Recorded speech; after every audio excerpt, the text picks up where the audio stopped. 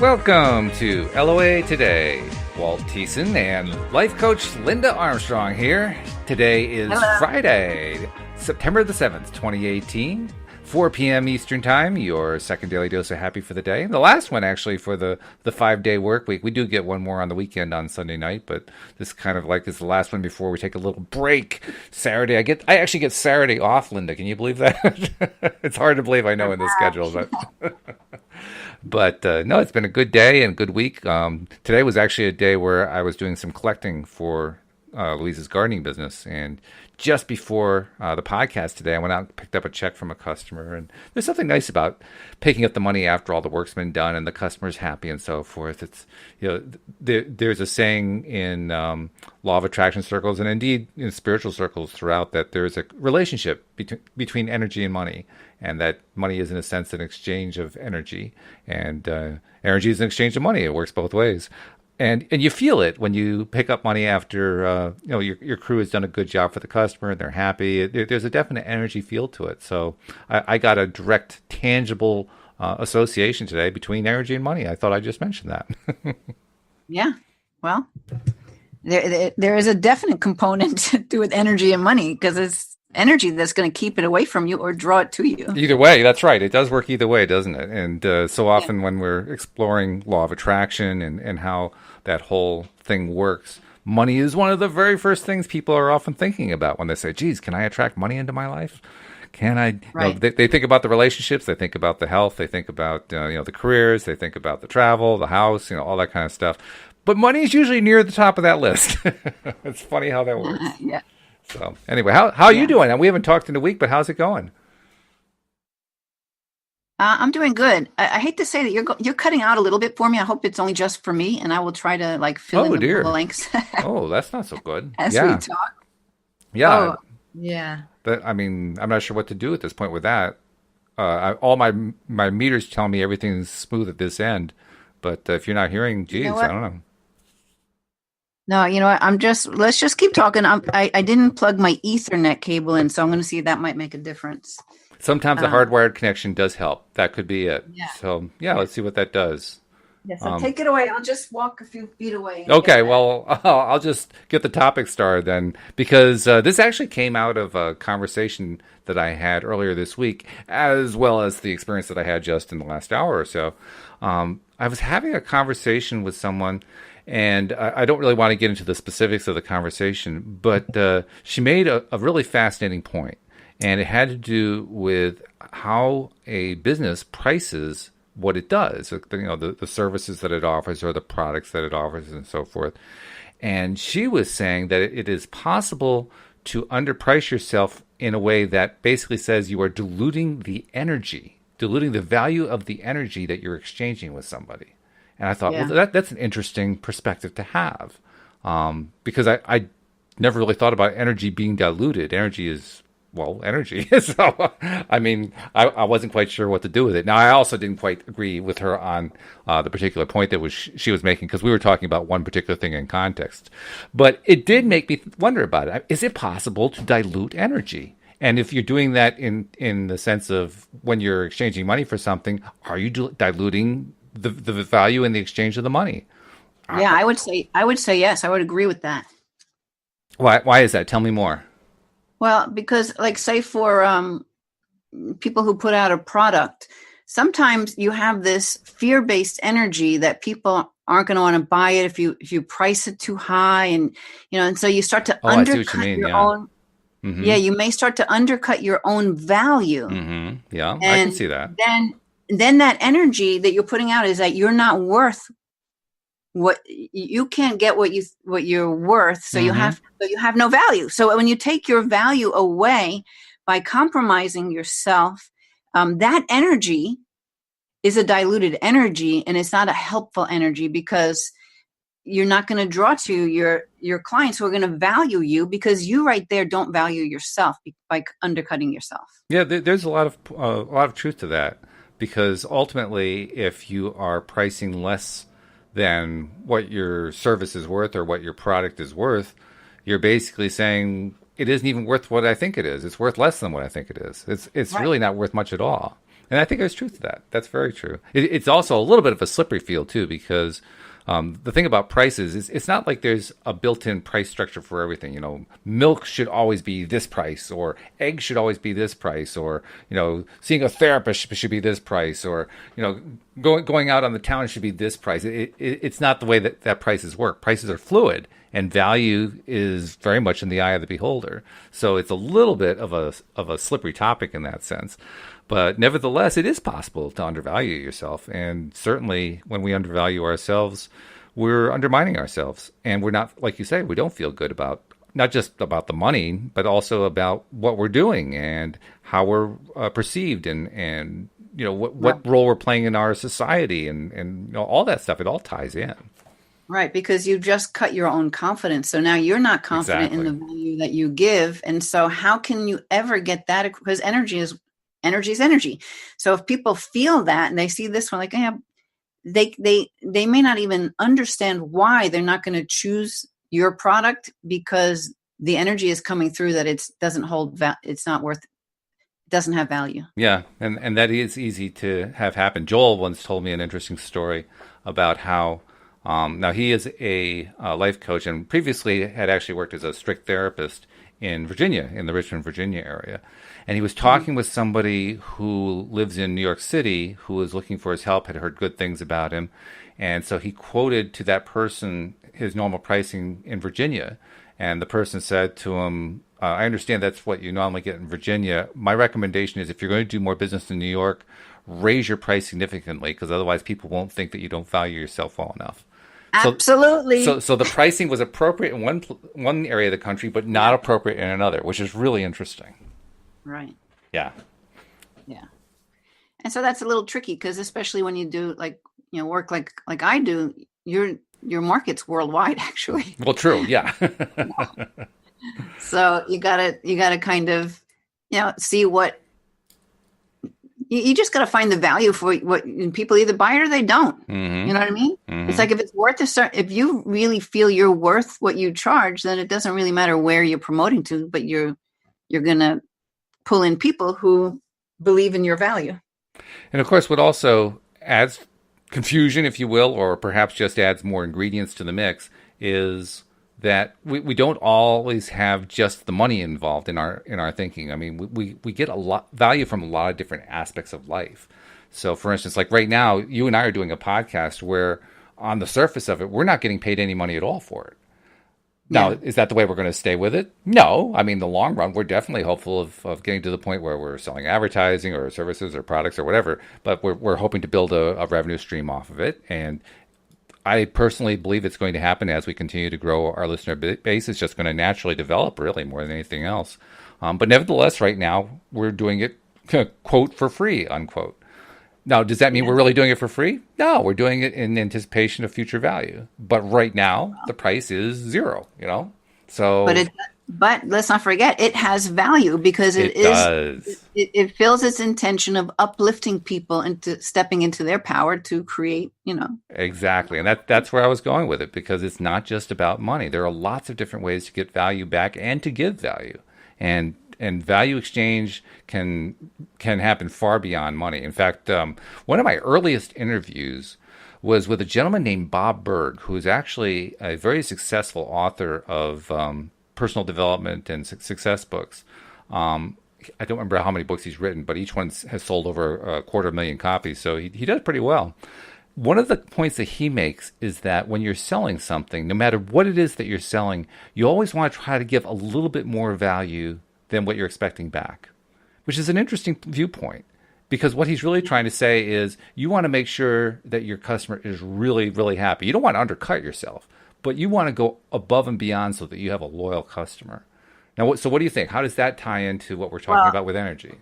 Well, and the way I look at it is that, especially when it comes to money, because when we look at, say you have a service and you're looking at, or say in my business, if I look at my service at its value per hour, and then I want to count up all the hours I could work this week to make this much money, and if I have this many more clients, you start looking at the money side of it. But that actually makes it start to feel maybe heavy in some ways. It can. Whereas if you were to look at the service that you're giving, not the dollars that you're asking for, but the service, the value that people receive, Right. or the healing that they get, or from the show, the upliftment that they get, that's the true currency. Mm-hmm. So when you focus your attention on what the people are receiving from you, well, it's a whole different energy. And in that lighter, it feels very sparkly energy to me.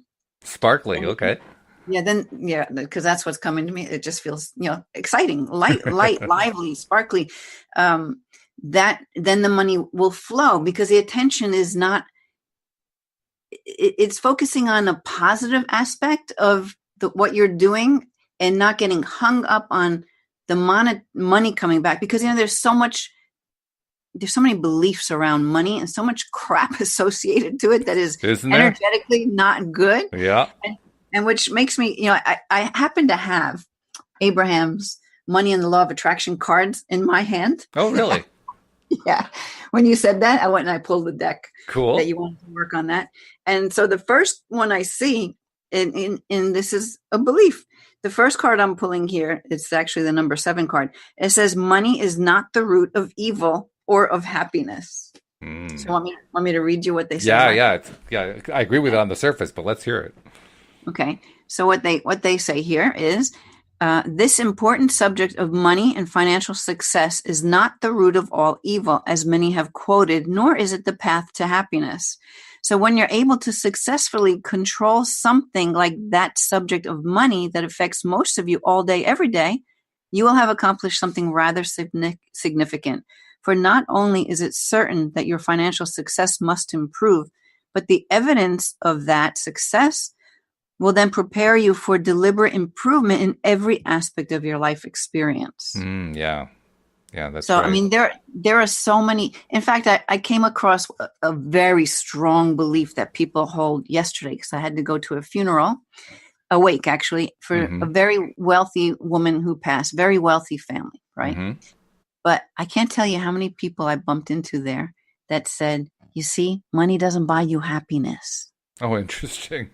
Because this family happened to a very wealthy family, but they've had a lot of heartache in their life. So, they probably believe it too. Sure. Because they have all the money in the world, but they don't have all the happiness. So I remember when I was younger, and in fact, it was this particular family where I kind of learned this from. I learned it, of course, from my mom. You see, money doesn't buy you happy. Look at all the trouble they have in their life. So if you hold that belief that money doesn't buy you happiness, and that, money brings you misery, well, guess what? You right. will not allow yourself to have money. Exactly. You just convinced yourself of it, and you've convinced the universe of it.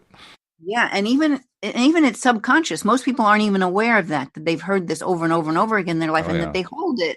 But then you try so hard to get ahead, but your soul is like, no, remember, you decided money is evil, and you won't be happy, and you want to be happy in your life. So we cannot have money. That's how the subconscious mind works.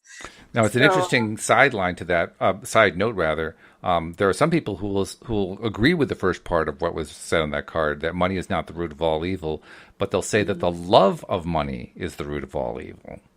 And personally, I think that's a distinction that really misses the point. But I'm curious, what do you think of that one? I think it's the same thing. I think so too.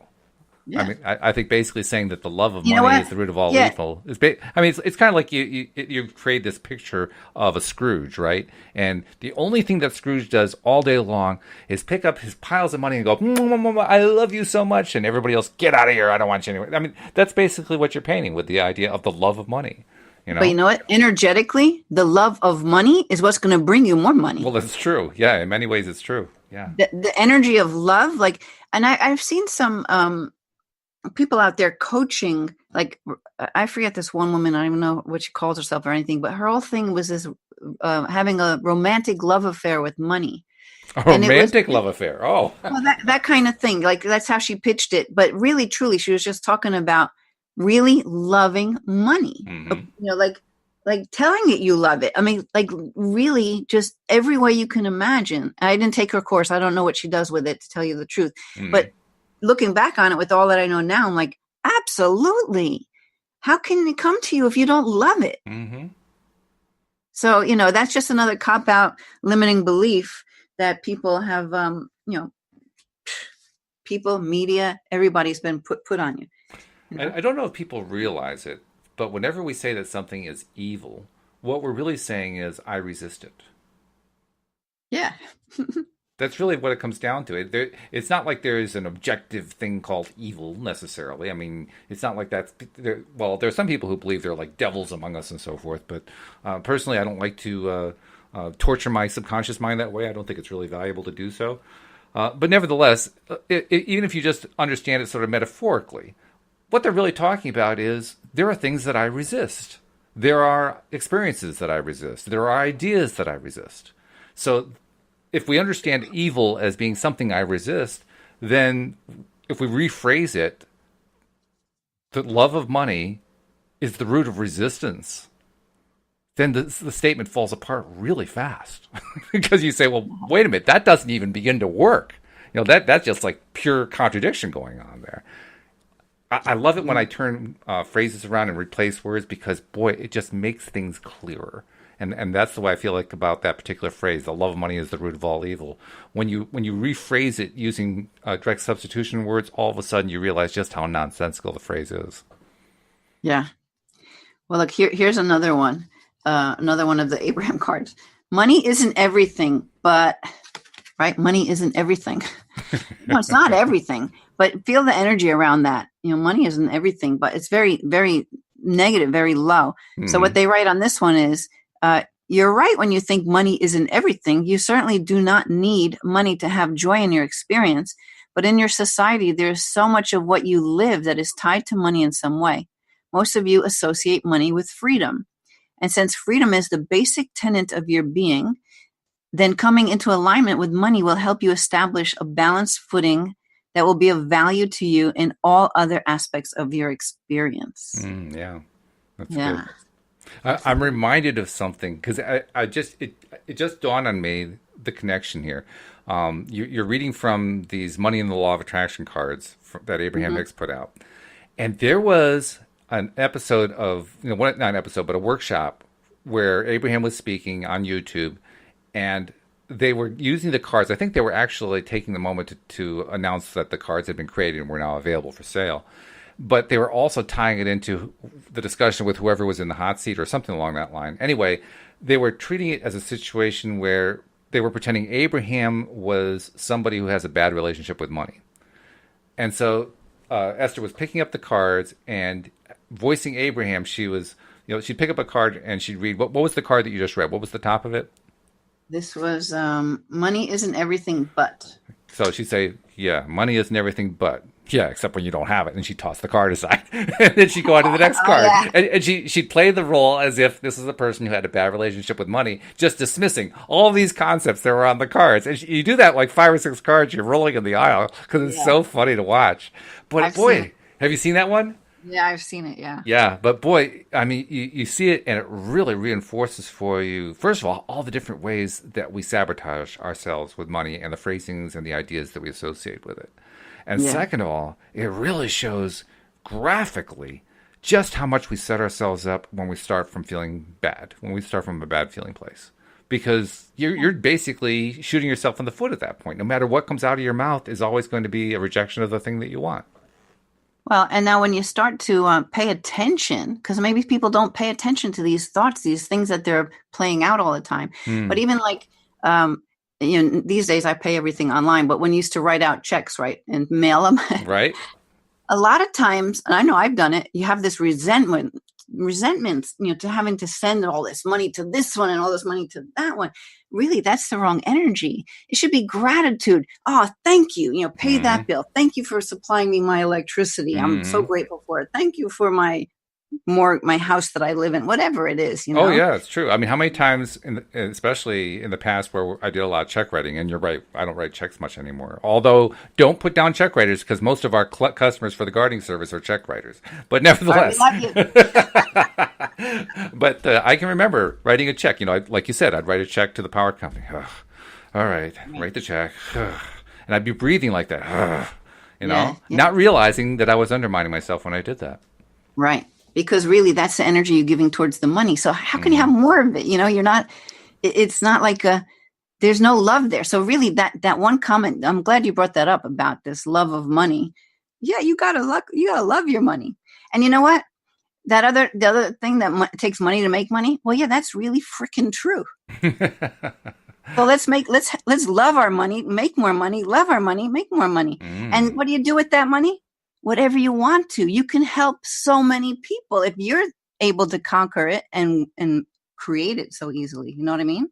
Absolutely. In fact, one of the favorite topics that we humans have where money is concerned is the economy.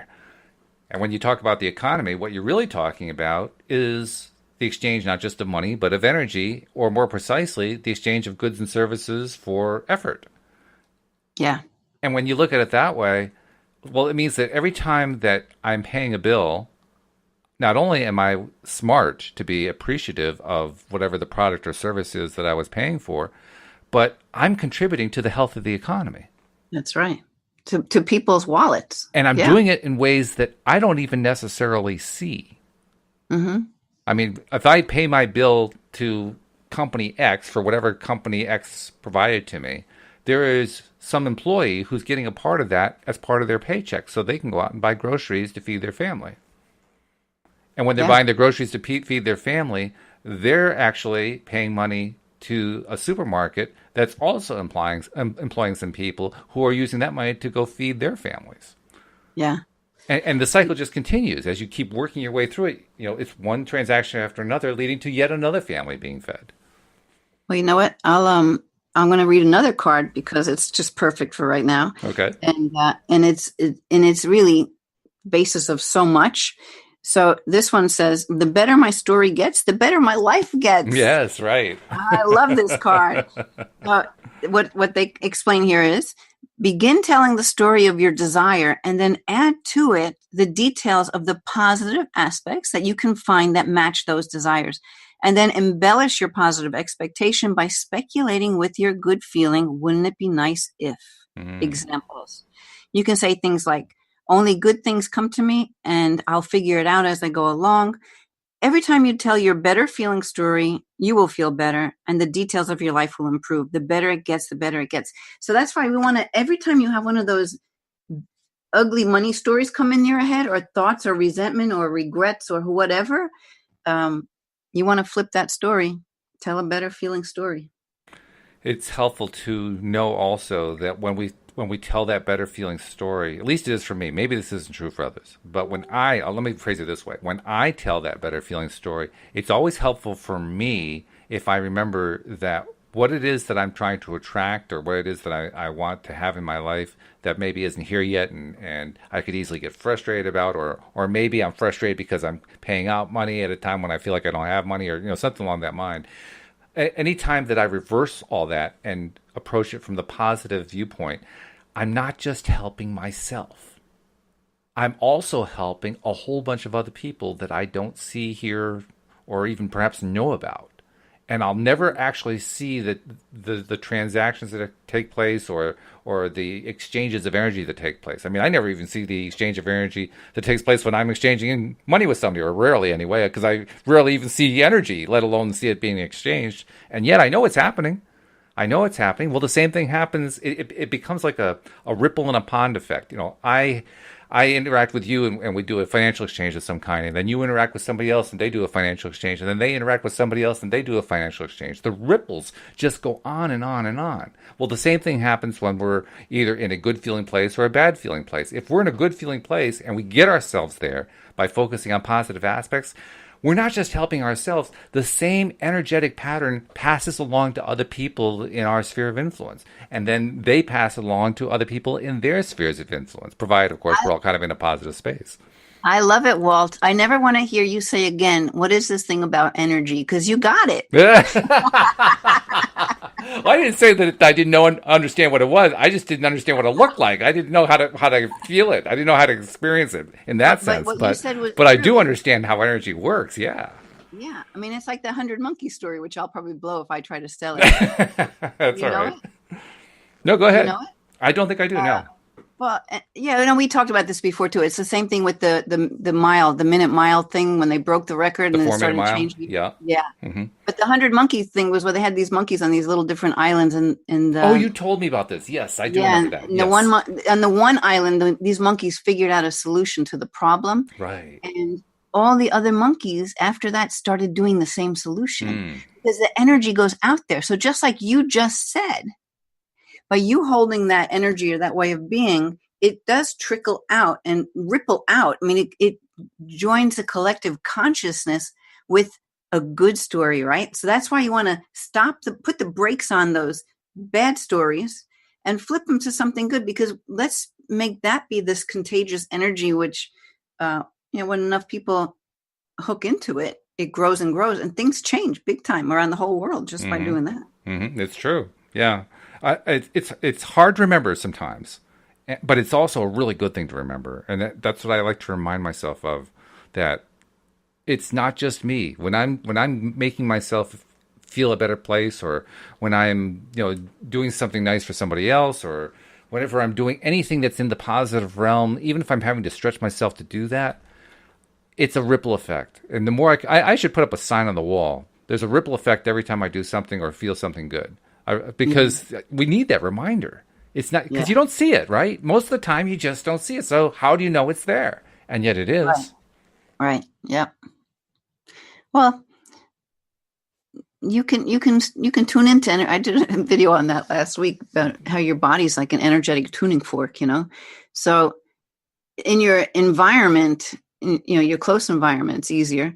You can tune into energy around you, right? So yeah, you taught me that very nicely, I must say. Yeah, so you can feel that. So you're saying it's rippling out. Sometimes you don't see it there, but sometimes you can, and which is good, because when you become more sensitive to energy and you find yourself in a space where there's all this, you can feel either the negativity in the room or the direction that something is going in. Yeah, everybody's felt that at one time or another, no doubt. Yeah, so you can remove yourself from that, or you can get sucked into it. Mm-hmm. Like when people gossip, I'll just walk away. But it's easy to get sucked into some kind of a gossip thing because people enjoy that. They enjoy talking about crap that other people are doing.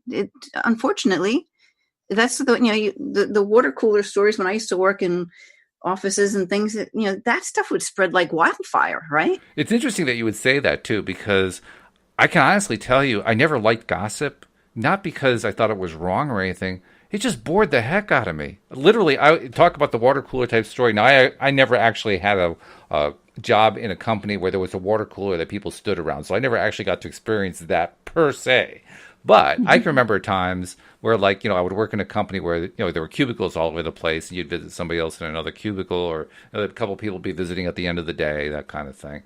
And you're right.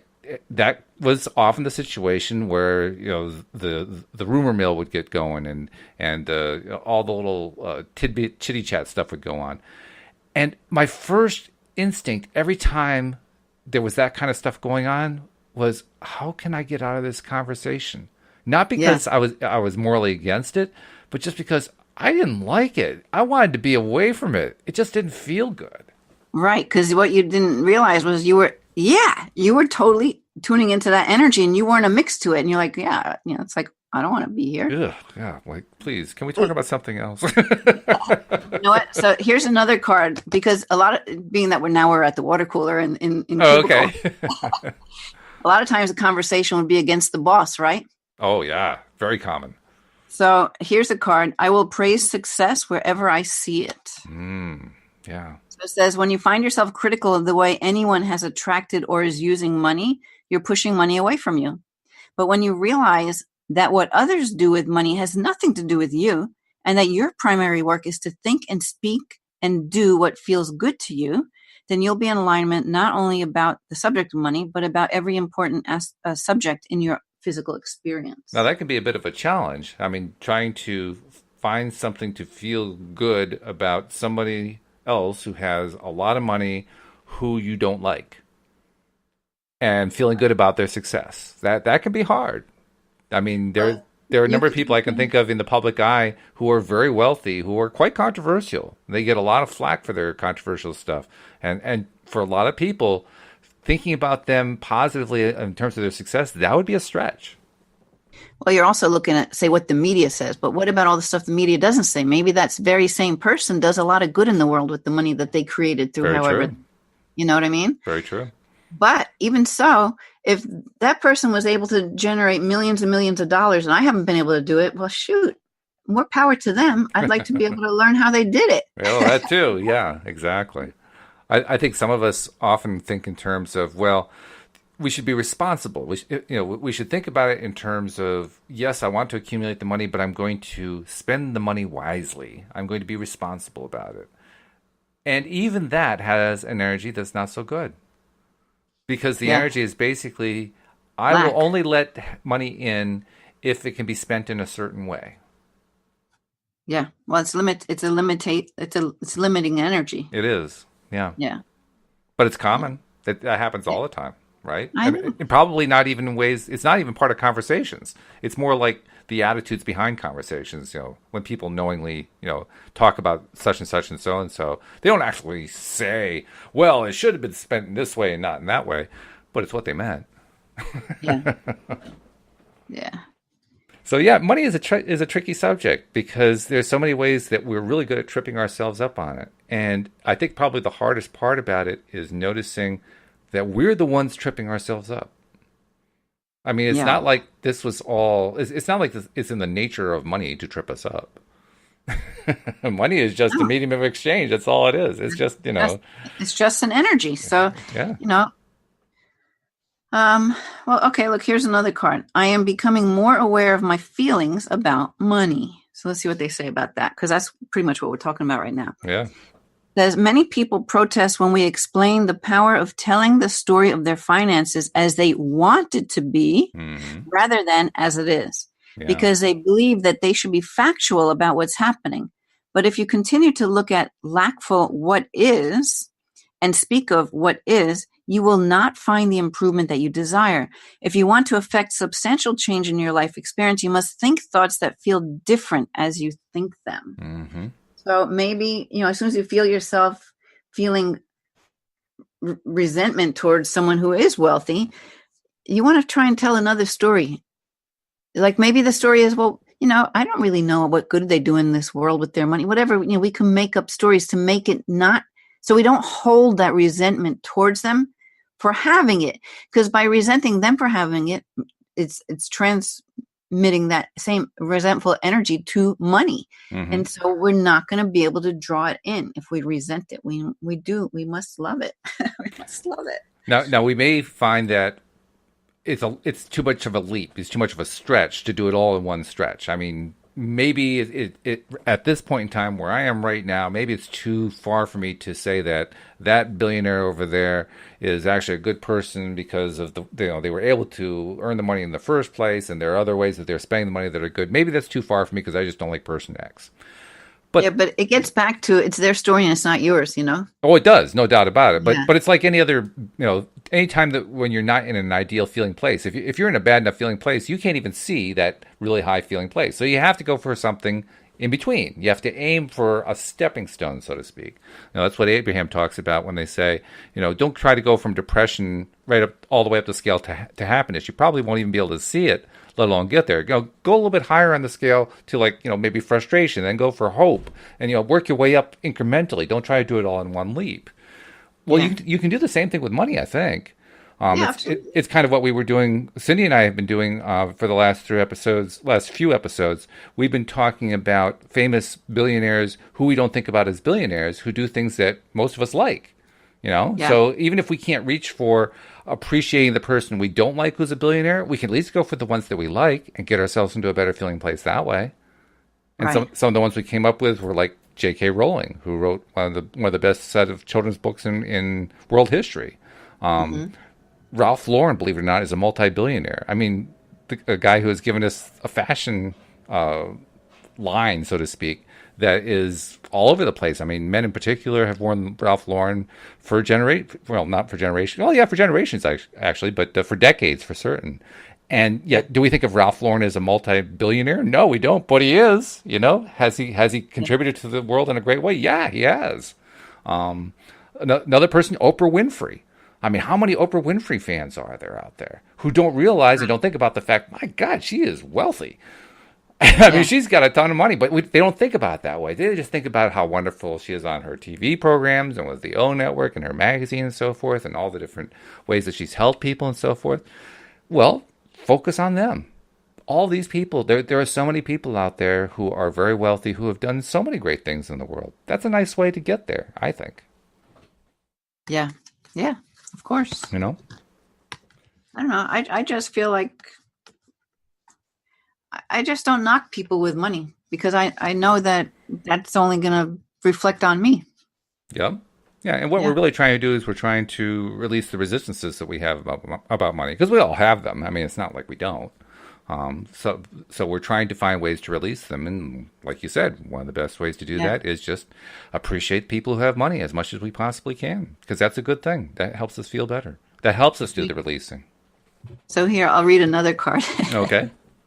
I do not need to have money to attract money.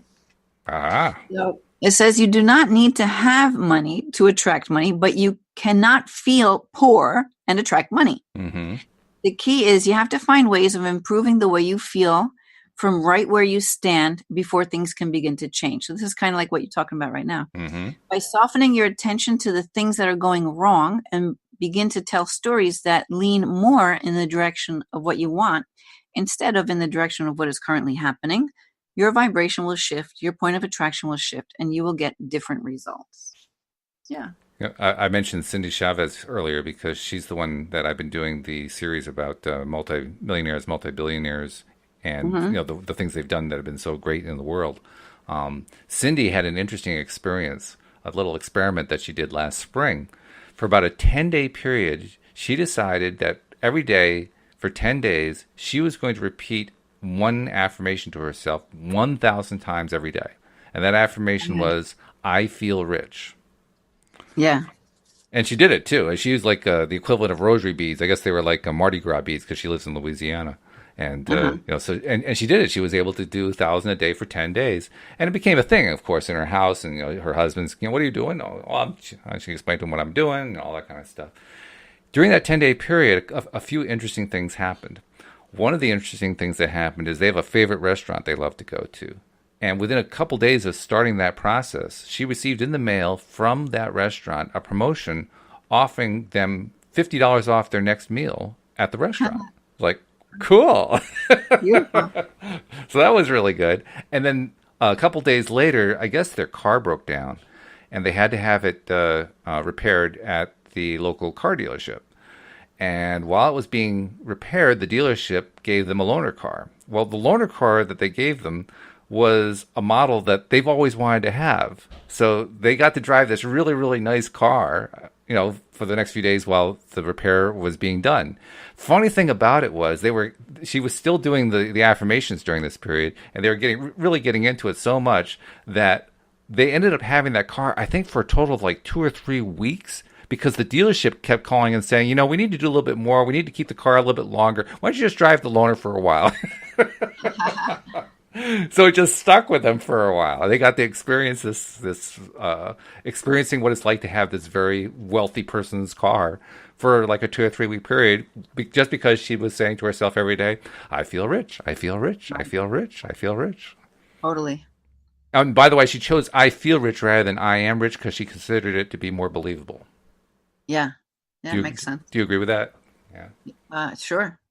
It's whatever you feel is right for you. Exactly. Yeah, exactly. So what else you got for cards there? I mean, this is a good card deck. I hadn't thought about going through that card deck, but what do you got? What else you got for a message? So here, let's do this one. It comes not by magic, but by universal law. Start telling a better feeling story about the things that are important to you. Do not write your story like a factual documentary, weighing all the pros and cons of your experience, but instead tell the uplifting, fanciful, magical story of the wonder of your own life and watch what happens. So this kind of even talks right to what Cindy did. It will feel like magic as your life begins to transform right before your eyes, but it is not by magic. It is by the power of the laws of the universe and your deliberate alignment with those laws. Mm-hmm. You're reminding me of something.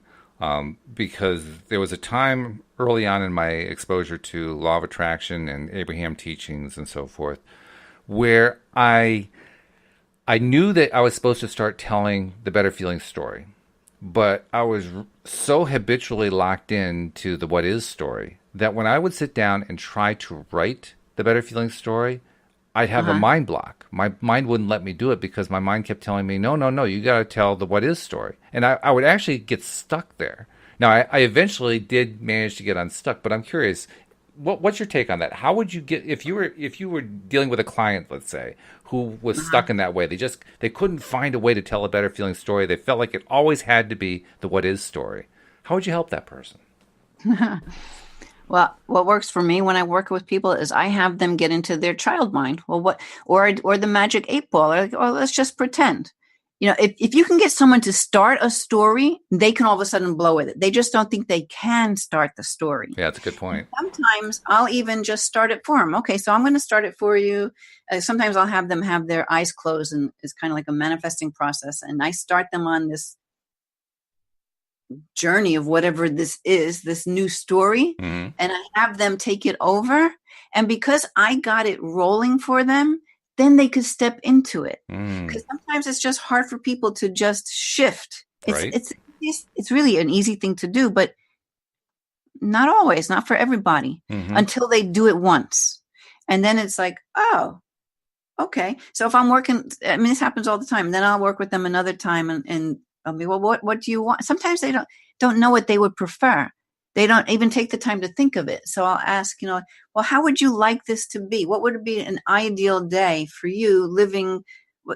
I'd have to prompt them with a few different questions.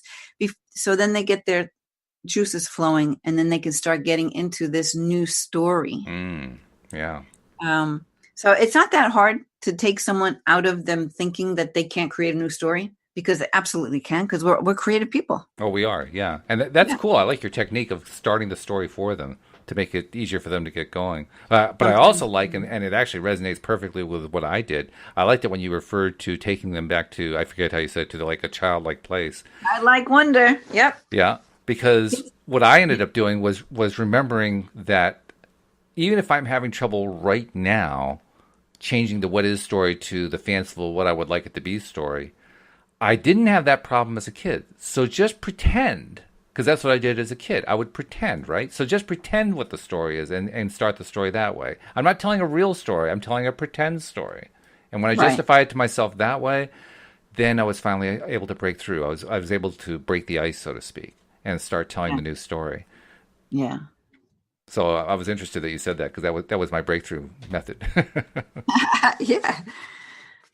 There's always a way, and so sometimes you need to go to, that's why people hire coaches, right? Because that's right. They don't know how to do it for themselves, but then they can learn. And that's what it's all about, trying to learn whatever it is and in whatever way we need to in order to get ourselves off that stuck place, off that what is place, off that place of, I don't know how to get there. I can't get it. I don't like it. I don't want it. It's too scary. It's too uncomfortable. Got to get off that place, because that place is death and life. It doesn't actually work. Here's a card that maybe plays into what you said, the way you've done it before. Okay. This card says, the story I tell is the basis of my life. So it says, there's no right or wrong way to tell your improved story. It can be about your past, your present, or your future experiences. The only criterion that is important is that you be conscious of your intent to tell a better feeling, improved version of your story. Telling many good feeling short stories throughout your day will change your point of attraction. Just remember that the story you tell is the basis of your life. So tell it the way you want it to be. Yeah. And using the starting point of, I'm a person who knows how to pretend like a little kid, because I could pretend as a little kid. Yeah. When I'm starting from that pretend position, then doing exactly what you just said, that becomes very doable. Yeah. It becomes very possible to start, spinning that yarn in that way that makes it feel better. Because you're right, feeling better, that's the key. If it feels better, it is better. It's better for you, and it's better for everyone around you, and it means that you're passing along through the ripples of the energy field. You're passing it along to other people and so forth. Everybody's benefiting from it, but it all starts with you feeling good about it. Well, I've had people say to me, but I don't have a good imagination. Like everybody has a good imagination. It's like having a weak muscle. You just have to work it a little bit, get it back in tune because you came here with a very strong imagination muscle. Oh, yeah. And that's why I'll take people back to, I guess working with kids, I get kids get me, like they can hear the things. I did a meditation group and these kids were so wise, but I was like, wow, I wish I was like you when I was a kid. I mean, so the thing is they can go there. And if you don't believe that you've ever done it, just look at some little kids and see the stories they tell and the things that they dream up. And you'll remember that you used to do the same thing or just pretend. Mm-hmm. Be a kid who can pretend to be something. Exactly. Right? We used to pretend to be a doctor. We used to pretend to be a teacher, a nurse, whatever it is. We used to, the mom, the dad. So pretend to be, somebody who has these great ideas and whatever the story is, make a new story, then pretend it. Right, because that part actually hasn't disappeared. Just you want to have a starter. You talked about how you would start a story for somebody.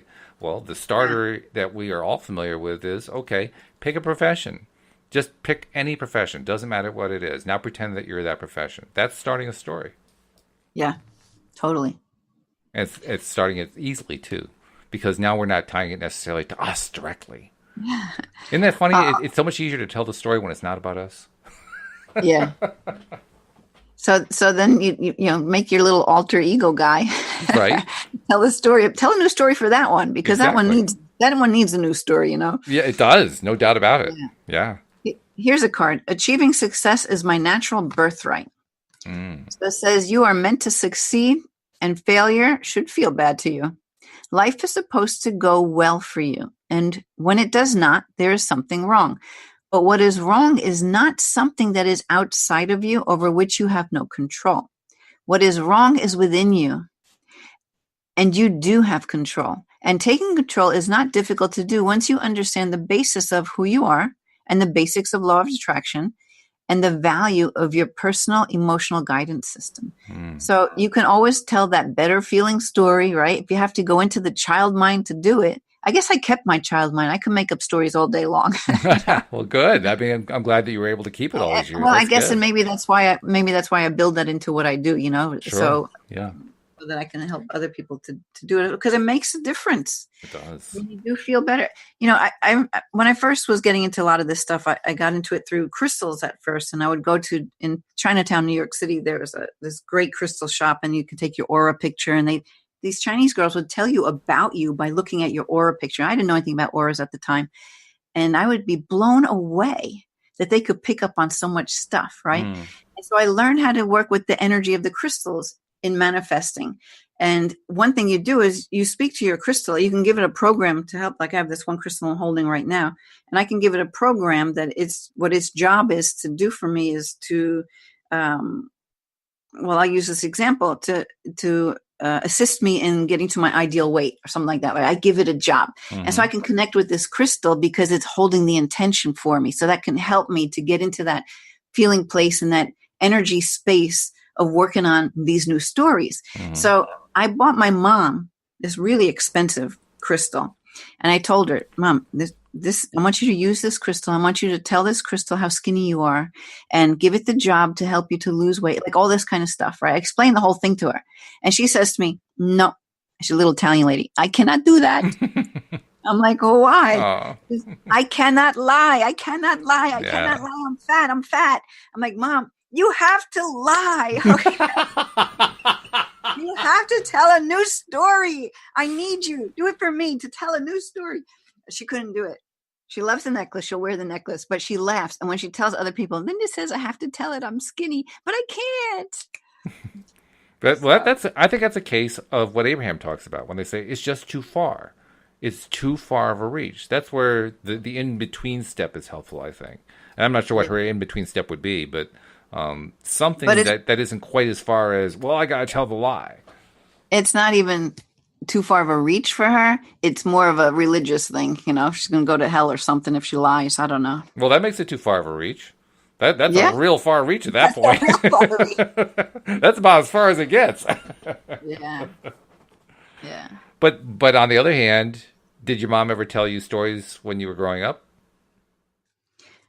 No, she wasn't really a storyteller, She so maybe wasn't? that's part of it. Oh, okay. So she has sort of a thing about needing to learn how to tell a story, period. Possibly. Yeah. I mean, maybe it comes down to just if she'd ever actually read, nursery rhymes or children's stories or something like that. Maybe she just needs to read a fictional story, just read it out loud, just to have that experience. Yeah. Well, she loves to read fictional stories, but it's Oh, she just does. Oh, well, that's good. you couldn't make the connection. But Hmm. anyway, I know we're running out of time. I want to do one more card before you go into your close. Absolutely. Sure. So here's a good one, I think, to close with. Okay. It says, there is no shortage of time or money. So there is no shortage. And any attention to shortage of something wanted will always produce negative emotion within you because your guidance is letting you know that you have strayed from your broader basic understanding of abundance and well-being. Whether you are focused upon the shortage of money or seeing yourself as having only so many years to live, and so each day that is expended is one day closer to the end of your years, that feeling of decline is contrary to your broader understanding of the eternal nature of your being. Boy, is that an important thing. Because Yeah. I find myself often having those thoughts entering my head about, you only have so many days or, illness overcomes you at some point or everybody declines or whatever. And it's this constant battle. Every time I notice it coming, it's like, nope, no, thank you. Moving on, next. and Right. constantly sorting it out, so to speak, sorting out, filtering out that stuff that I don't want because it keeps coming. And it's not like it's just within me too, because I'm getting messages from society all the time about that kind of thing. So notice those people out there, and you can find them that are living to 120 years old. Oh yeah. Yeah, there's stories out there. So if one can do it, all can do it. Oh, That's my absolutely. thing. Yeah. There You was know, a special on one of the TV networks, I can't remember which one, about famous people who are now in their 80s and 90s and just living like, they were in their 40s or their 50s. They're just, living life and they're unencumbered and life is great and they're just moving right along. yeah. One of the ones that came to my mind is Betty White. Betty Oh White, yeah. who has one of the most, ebullient personalities. She is just, Miss Positivity herself. She has had a remarkable career. She actually started when television started. She was like on one of the very, very first television shows that ever existed. Wow. And she's been on television ever since. And she's the only one of the Golden Girls who's still around. And she's like going strong. She is Yeah. just absolutely going strong. And she could be around for another 20, 30, 40 years. Who knows how long? Yeah. Yeah. There's really no Yes. limit to it. I love seeing her. Yeah, she's really Um, something. She's a very powerful person. You know what I want to tell you? I shot a video today. I'm either going to upload it today or Monday. Oh, But it was kind of like sort of like a book review of our book, Your Daily Dose of Happy. oh, great! Wow, Yeah. So I put that out there today. Just, excellent. yeah. It's You fun. do a lot of videos, don't you? That's one of your ways of putting energy out into the universe by doing a lot of videos. Yeah. Every Monday and Friday, I Hmm. post a video. That's great, and you're Yeah. getting a following out of it too, which is even better. So yeah, that means that's like the evidence. Whenever we get a following for something, that's what I noticed with the podcast. At first, I had no listeners at all. When Louise and I did the first episode, a little under 6 years ago, we had zero listeners. But that wasn't why I was doing the podcast. I was doing it just because I needed to do it and it felt good and I liked it and so forth. But Yeah. as time goes on and you get listeners, and now we got pretty serious listeners in terms of the numbers, you begin to realize how that ripple effect works. The one that I was talking about earlier with money, it applies in all different ways. You really feel it when you do a podcast regularly and you get the feedback from people calling in or sending email messages or using the contact form or contacting you on Facebook. In some cases, we've actually got a chance to meet listeners because they lived locally in the area. It's like, wow, these people found us listening to the podcast, and here we are sitting across a table having lunch with them or having a cup of coffee or something. It's Yeah, a that's fabulous experience. That's awesome. And it really reinforces how this energy exchange is not only so important, but how easily it happens in ways that we don't even notice. But just as with money, and energy works the same way, if you put up the resistances, if you say, no, only what is what counts, no, only my resistances count, only the things that I'm afraid of count, you basically block yourself from having that experience of things like putting on a podcast, and all of a sudden you've got new listeners. And that's only one example. There are lots of ways we can exchange energy, but we block ourselves from all these wonderful experiences coming back. Yeah, but the nice thing is, once you bring awareness to it, like you're doing right now on this show today, it changes. Once you have awareness for something, then you have it. And that's the beauty. And the shift will begin. The transformation will begin. I did an energy alert because there's a lot of transformation going on right now, like another video on energy alert. September energy update kind of thing, because we're moving into a nice energy right now, like a release and surrender and allowing our desires actually to kind of fall in. But maybe we'll talk about that next week. Sounds good. Yeah, because we are kind of running out of time. And I do have to get a couple messages in before we're done. First and foremost, if you are not yet a subscriber to the podcast, please become one. Most likely that's the case because this is one of the first ones you've listened to. Might even be the very first one. And if you've listened this far, it means that you don't think we're crazy. And so that means you're enjoying it. And if you're enjoying it, become a subscriber. It's so easy to do. Just go to the homepage, loatoday-net. All the instructions are right there. If you don't even want to use a web browser, maybe you haven't used a web browser in a long time because all you do is use your smartphone to, connect to Facebook or Instagram or Twitter or whatever. Well, guess what? You can just do it right on your smartphone directly. Like on an iPhone, you go to the podcast software, the podcast app that's built in, open it up and do a search, and it will find LOA Today if you type in LOA Today. Same thing on an Android phone, except you have one more step to do. You have to just go to the Play Store and get a podcast app. Download it. There are a number of them out there. There are free ones. There are pay-for ones, but I like the free ones. Just download one of those, install it, and do a search there for LOA Today. We'll pop right up there, and you just click the subscribe button, and you get it all coming right to your smartphone every time that we do an episode automatically. So that's the first message. Second message, especially for those who are regular listeners, please keep putting posts out there. More and more of you are doing it, and it is paying off in spades. It is paying off handsomely. Linda, we have had a huge surge in listenership since we started putting out that message about 3 to 4 weeks ago, something like that. Right. Just to give you an idea, we smashed a record, a one-day record for number of plays. Our previous record was a little over 900. We flew through that. At one point, we reached a peak of 1,300 in one day, but we settled in at like 1,258 for that day, 24-hour period. I mean, there was a time a year ago where 1,258 was what we got for a month.